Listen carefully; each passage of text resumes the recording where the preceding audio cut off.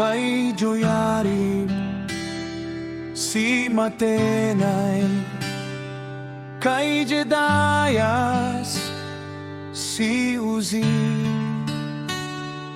kay Salay, si Kalay, kay Amok, si Eber, kay Hilkias, si Hasabias, kay Jedayas, si Netanel.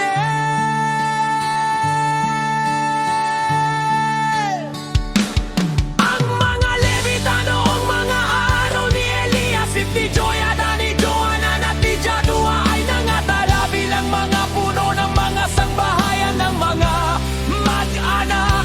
Gayon din ang mga saserdote sa paghahari ni Dario na taga-Persia.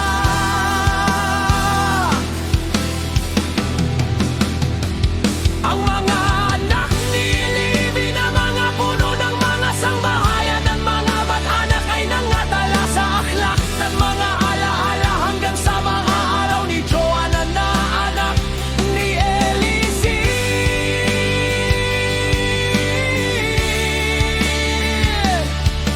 Ang mga puno ng mga Levita ay si Hasabias, si Serebias at si Jeshua na anak ni Kadmiel, pati ang kanilang mga kapatid na nasa tapat nila upang magpuri at magpasalamat.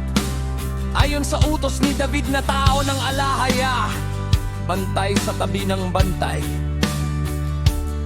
Si Matanias, si Bagbusias, si Obadias, si Mesulam, si Talmon at si Akub ay mga bantay pinto na nagbabantay sa mga kamalig sa tabi ng mga pintuang daan. Ang mga ito ay nangabuhay sa mga araw ni Joyakim na anak ni Josue, na anak ni Jozadak, at sa mga araw ni Nehemias na gobernador at ni Ezra na saserdote na kalihim. At sa pagtatalaga ng pader ng Jerusalem ay hinanap nila ang mga Levita sa lahat ng kanilang mga dako upang dalhin sila sa Jerusalem,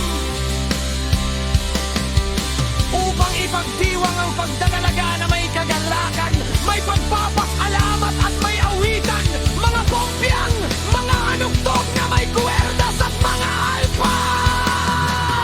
At ang mga anak ng mga awit ay nanggagkatipon mula sa kapatagan sa palibot ng Jerusalem at mula sa mga dayon ng Betopa.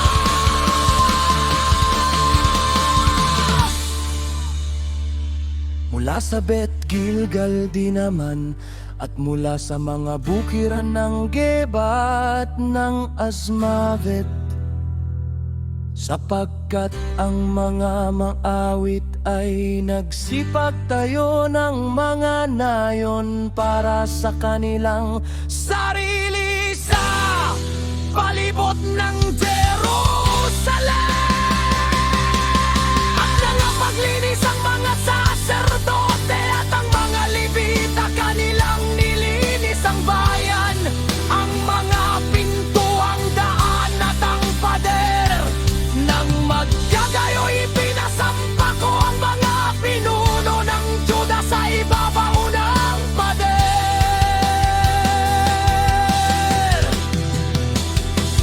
At mangianel ako ng dalawang malaking kapisan ng mapagpasalamat. Sa isa ay nagsiparon sa ibabaw ng pader, sa dakong kanan patungo sa pintuang daan ng dumi.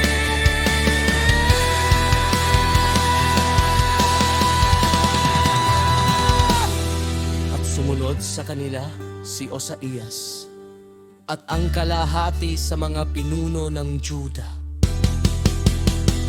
si Azariah,